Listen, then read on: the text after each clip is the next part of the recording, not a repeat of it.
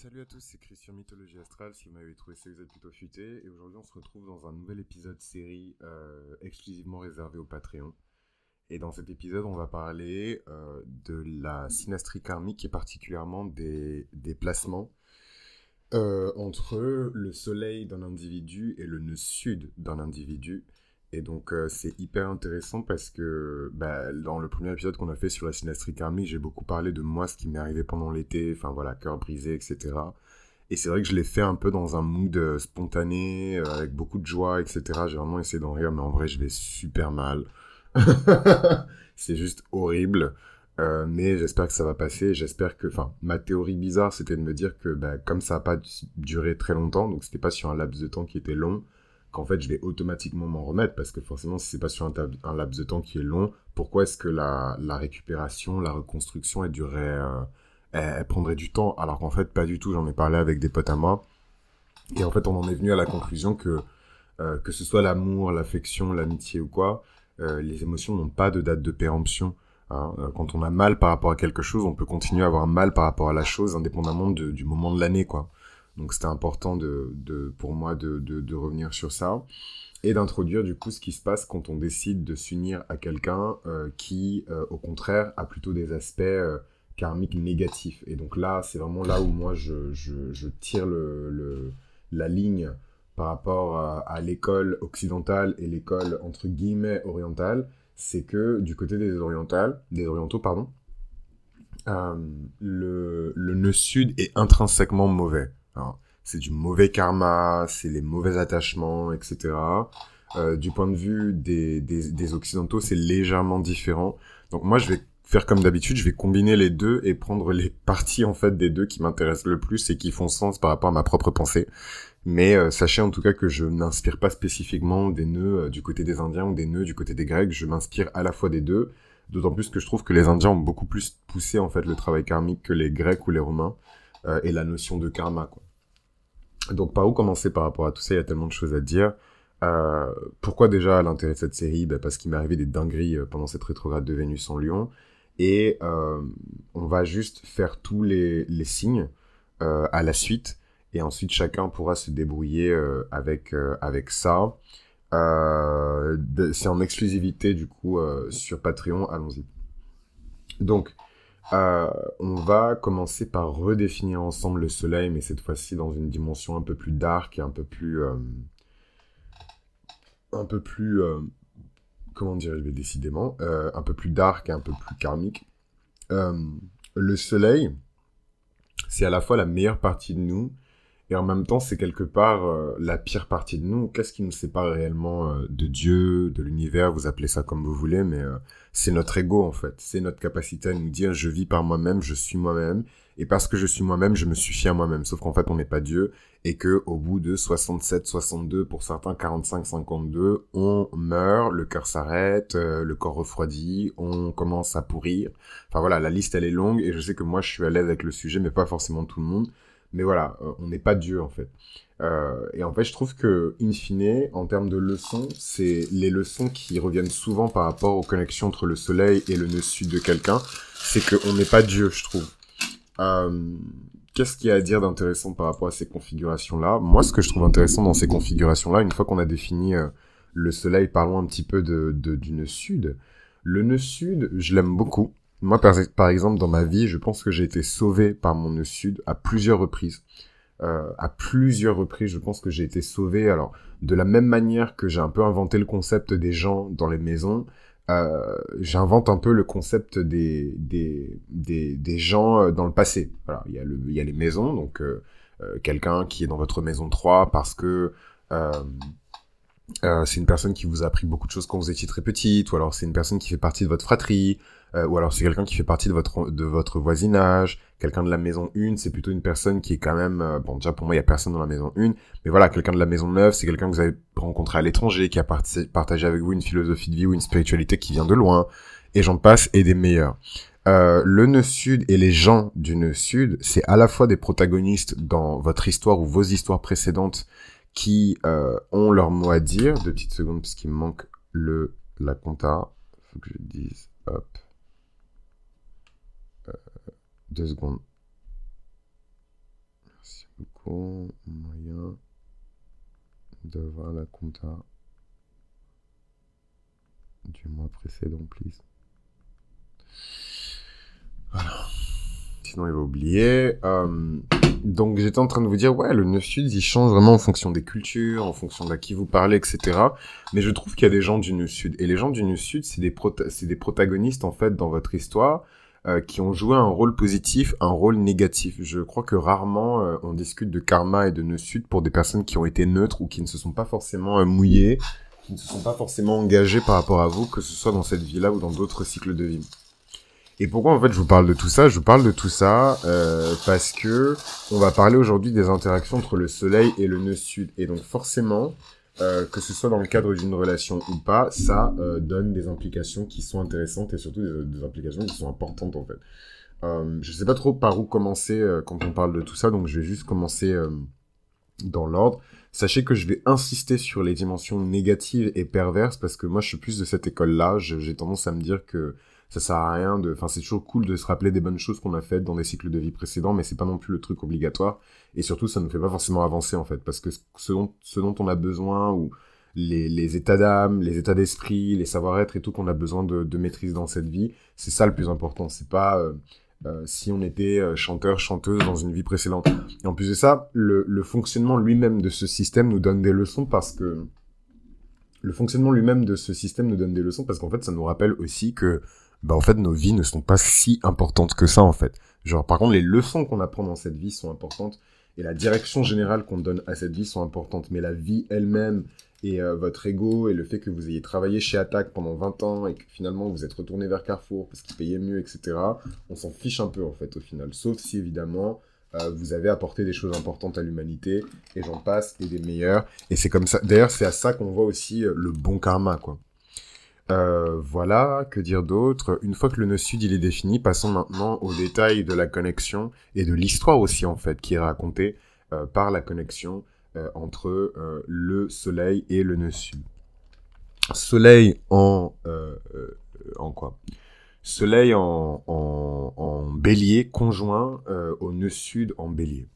Donc ça, c'est pas évident. C'est pas évident du tout. Quand je pense au nœud sud en bélier, je pense à un rappeur de Chicago, je crois, qui s'appelle Kanye West. Donc je sais pas si vous en avez entendu parler pour les plus vieilles générations, mais en gros c'est un rappeur de Chicago. Voilà, il est très sophistiqué. Il a créé une marque de vêtements. C'est vraiment quelqu'un qui est devenu très important dans la culture populaire. Et en fait, je vous parle de lui parce qu'il a fait un couple avec une nana qui s'appelle Kim Kardashian, qui est très connue aussi, mais bon, il y a beaucoup de vieilles générations qui font semblant de pas savoir qui c'est. Donc je précise quand même. Donc c'est une nana qui a grandi à LA, vraiment dans les quartiers les plus riches de LA. C'est vraiment une bourgeoise, quoi. Même si elle a pas les codes en vrai, mais c'est l'équivalent d'une bourgeoise pour Los Angeles, quoi. Et en fait, les deux ont ce placement-là. Ils ont ce placement, mais surtout pour le nœud nord, parce que le nœud nord de Kanye est en balance, et le soleil de Kim est en balance aussi.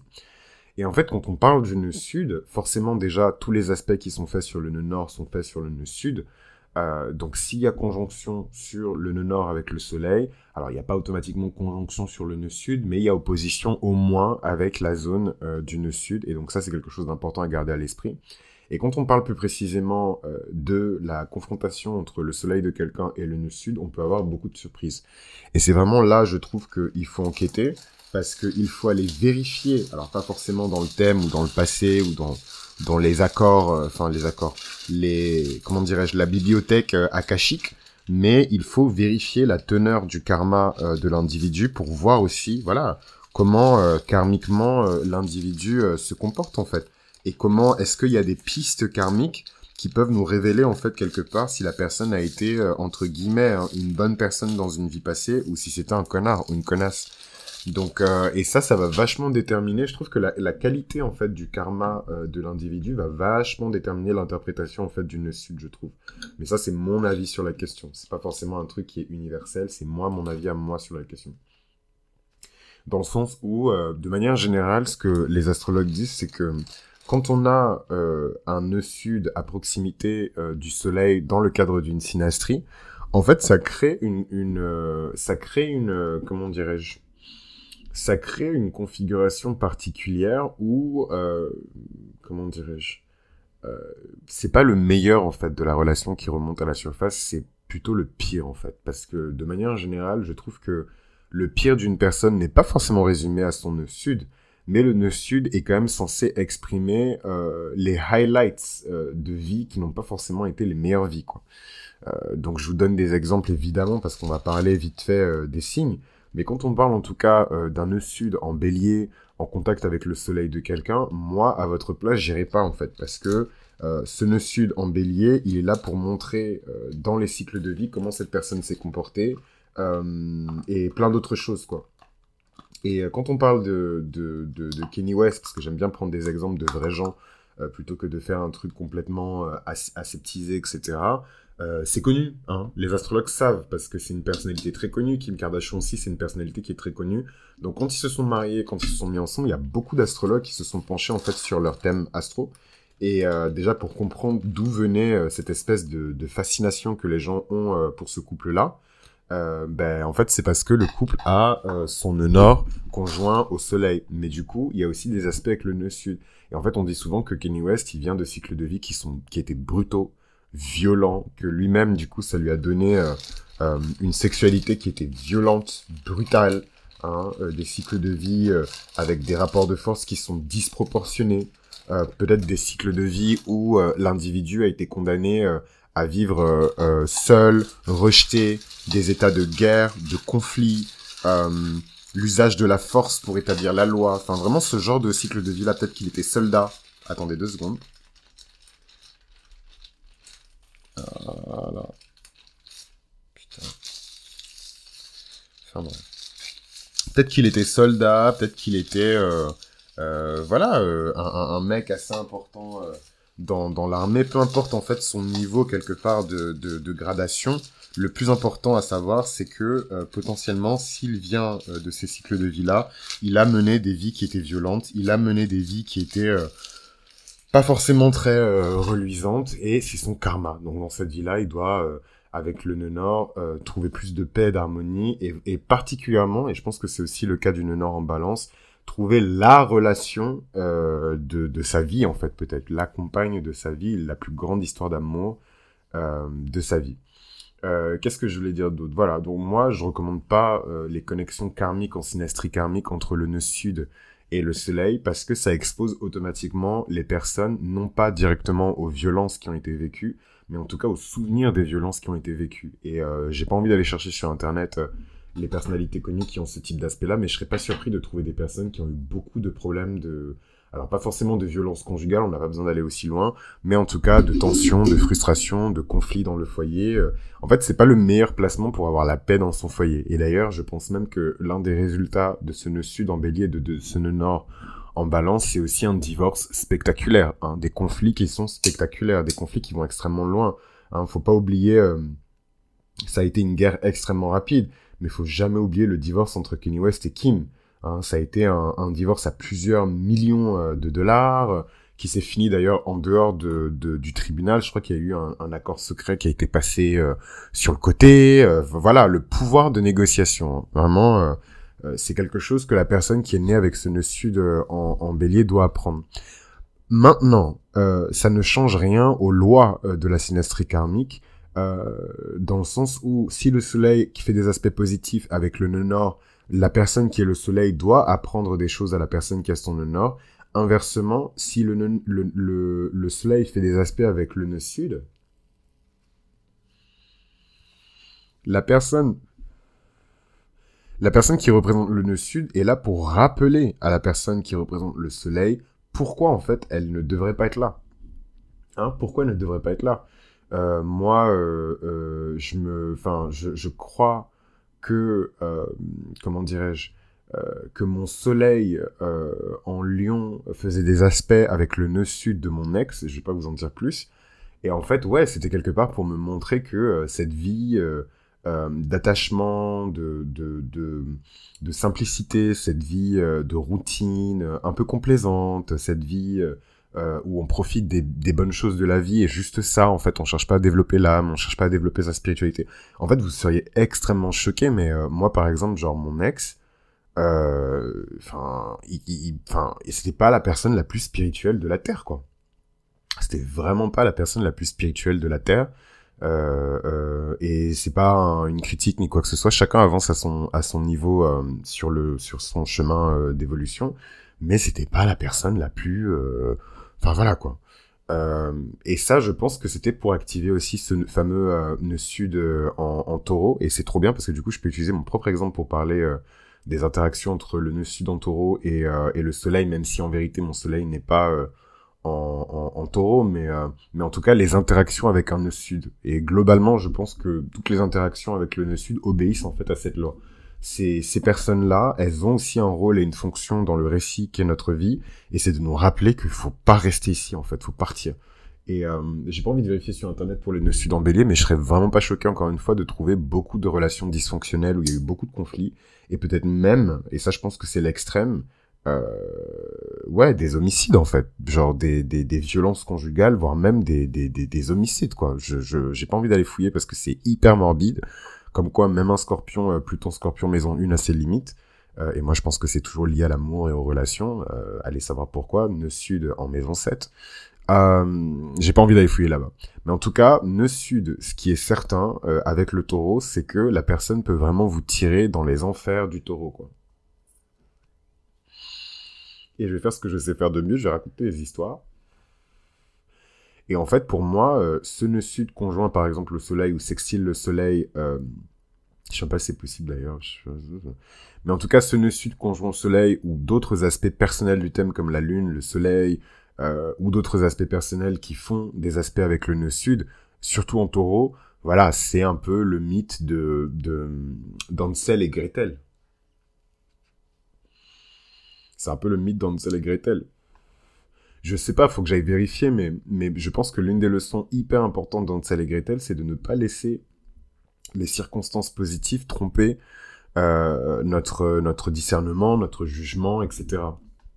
Et pour les personnes qui sont pas hyper familières avec le conte d'Hansel et Gretel, c'est l'histoire d'une petite fille et son frère. Donc dans certaines versions, ils sont jumeaux, dans d'autres versions, on s'en fout. Et en fait, ils sont abandonnés par leurs parents et ils se retrouvent dans une forêt et errent en fait dans cette forêt. Et ils finissent par trouver une maison de pain d'épices et ils rentrent dedans. Et ils commencent à s'installer dedans, ils mangent, ils mangent, ils mangent, ils mangent. Il y a plein de versions du thème et plein de versions du conte. Donc dans certaines versions, la sorcière elle est gentille au début, elle est juste la personne parfaite, etc. C'est une sorcière, donc vous doutez bien qu'elle peut manipuler son apparence. Et en fait, au fur et à mesure du temps, ils se rendent compte qu'en fait le repas c'est eux et que c'est une sorcière qui a pour spécialité de dévorer en fait les enfants qui sont perdus. Donc j'imagine qu'à l'époque le conte il a peut-être été écrit, enfin je pense pas, hein, pour que les enfants ils obéissent à leurs parents, je pense pas. Mais en tout cas il nous révèle une vérité sur la condition humaine qui est vraiment intéressante, c'est que quand on se retrouve dans une relation où on a tout, l'argent, le succès, le confort matériel, le statut aussi, moi en tout cas dans mon cas c'est plus le statut que l'argent et compagnie, ben en fait on perd une partie de soi-même, faut vraiment imaginer le nœud sud comme une corbeille sur votre bureau, virtuel, et en fait tout ce qui est jeté dedans est destiné à être détruit, en tout cas ça fait partie du passé. Heureusement, il y a quand même une grâce qui sauve avec le nœud sud, c'est que si on a amassé du karma positif, et je pense particulièrement à mes nœuds sud en vierge, parce que souvent ils viennent de cycles de vie où ils ont été surmenés, où ils se sont sacrifiés pour les autres plutôt que de de se concentrer sur eux-mêmes, le nœud sud en verseau aussi, ça crée du karma positif. Ça crée du karma positif aussi, et on peut se retrouver à récolter aussi le karma positif dans le cadre de ces relations-là, mais je trouve que c'est vraiment exceptionnel. Non pas que toutes les personnes ont un mauvais karma, mais c'est vraiment exceptionnel, et pour moi, pour l'avoir vécu en tout cas, je peux que vous donner mon expérience, c'est pas quelque chose de constant, hein. C'est pas quelque chose de constant, c'est des rencontres, en tout cas, moi, dans mon cas, mon nœud sud, il est en 7, donc c'est juste mon cas spécifique, il faut évidemment contextualiser le nœud sud avec les maisons. N'hésitez pas à commander jusqu'au 13 septembre votre Orphée, et parce que ça va vraiment vous permettre ça va vraiment vous permettre de comprendre aussi dans le contexte de la maison dans laquelle se trouve le nœud sud, pourquoi en fait, hein, et surtout dans quel segment de votre vie ces apparitions, ces événements qui sont liés au nœud sud peuvent survenir. Pour les personnes qui ont leur nœud sud en Gémeaux, c'est un peu plus violent parce que c'est par la manipulation, les informations et tout qu'on peut se retrouver coincé dans ce type de relation et dans ce type d'interaction. D'ailleurs, il y a une dimension très romantique à cette série parce que tout a commencé par un cœur brisé, mais évidemment que ça peut s'appliquer aussi à des relations entre collègues, entre une mère et son enfant. Enfin, voilà, C'est très important, par exemple, enfin, je vous donne juste l'exemple comme ça, mais je pense que ce serait intéressant de faire l'Orphée, par exemple, avec des parents, pour comprendre justement, d'un point de vue karmique, quelle est la relation entre les parents et les enfants.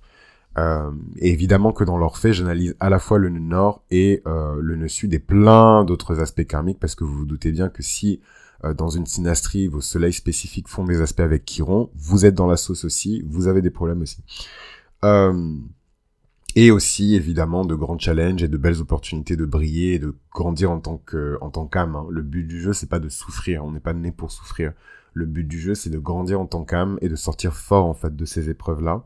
Donc ouais, c'est vrai que le nœud sud en Gémeaux, beaucoup d'informations, beaucoup de manipulations, beaucoup de mensonges avec le nœud sud en Gémeaux. Donc des personnes qui sont peut-être mais des menteurs pathologiques. Hein. Des fois, c'est même pas leur faute. Hein. À l'époque où ils ont théorisé tout ça, que ce soit les Indiens d'aujourd'hui ou les ancêtres des Grecs et des Romains, merci, mais voilà, la question de la santé mentale, c'était pas le truc le plus au centre des débats en société, quoi. Mais ça reste quand même quelque chose d'extrêmement important. On avance, le nœud sud en Cancer, Jésus-Christ. Euh, voilà, peut-être que dans des cycles de vie précédents, vous étiez vraiment dédié à votre famille, dédié à votre lignée, dédié à votre culture d'origine, vos racines, et pas assez sur vous-même et sur la construction, sur quelque chose que vous pouvez laisser en fait aux générations suivantes. Là où le Cancer s'occupe de la vie et d'accueillir la vie, le Capricorne s'occupe de la mort et d'aider en fait l'âme à quitter ce monde sans regret et en laissant derrière peut-être quelque chose de significatif pour le reste de l'humanité en fait. Et souvent c'est des œuvres cathédrales. Une œuvre cathédrale, ça peut être un roman, ça peut être une symphonie, ça peut être une maison.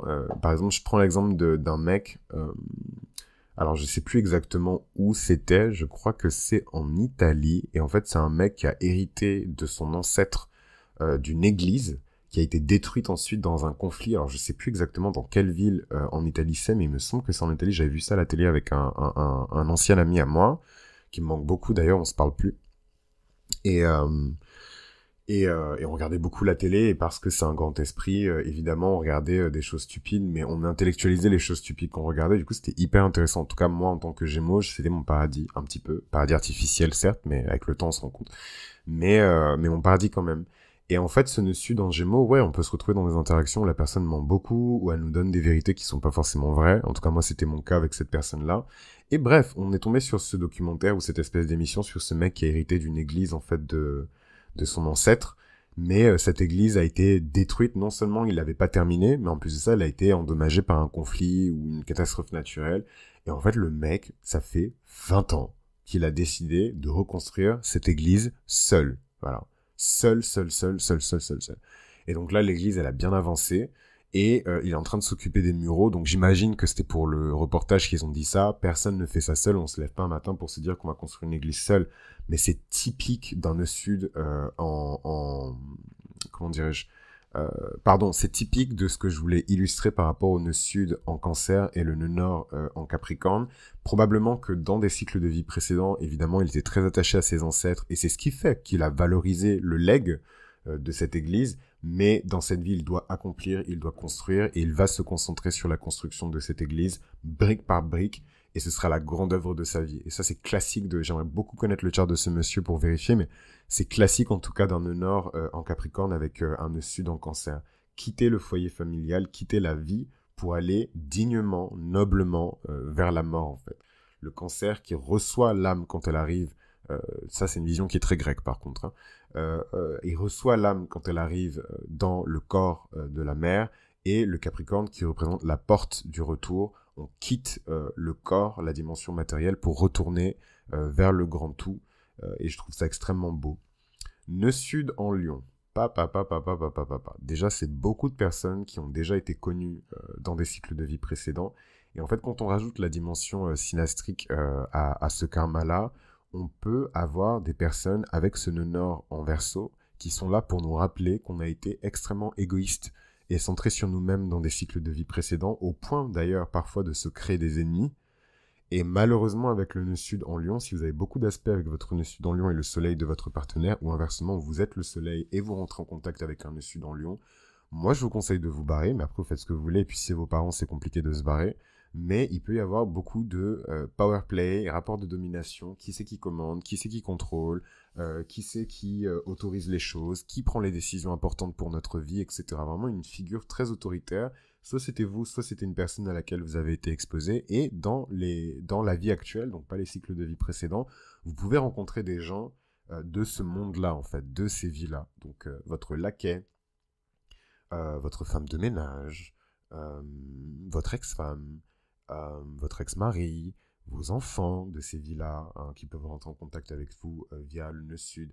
Et vous pouvez en quelque sorte hériter aussi évidemment du karma positif de ce nœud sud. Et c'est quoi le karma positif du nœud sud en Lion? C'est que vous avez probablement été une personne qui a été admirée, servie dans des cycles de vie précédents. Et cette admiration et ce service vous donnent une confiance en vous qui est extraordinaire. Et ça, c'est vraiment le leg positif du nœud sud en Lion, c'est d'avoir une confiance en soi qui est extraordinaire. Que dire d'autre par rapport à cette configuration-là de thème? Beaucoup de choses à dire, mais bon, je peux pas tout faire rentrer dans un épisode, et surtout là, je dois me barrer dans pas longtemps, donc ça pourra pas durer aussi longtemps que le premier épisode, mais n'hésitez pas à parler autour de vous de l'Orphée ou à commander votre Orphée pour pouvoir bien comprendre ces trucs-là. Ce que je voulais vous dire d'autre par rapport à tout ce schmilblick, c'est évidemment la suite, le nœud sud en vierge. Alors le nœud sud en vierge, c'est mon nœud sud préféré et j'ai rarement analysé dans le cadre du talon d'Achille, parce que j'ai déjà une presta qui se concentre sur le karma, j'ai rarement analysé un thème dans tous mes clients où le nœud sud était négatif. Jamais. Et je pense que c'est l'une des plus puissantes grâces du nœud nord en poisson que je n'ai, enfin en tout cas que j'ai pas vu de manière très nombreuse, enfin pardon c'est pas français, mais en tout cas j'ai pas vu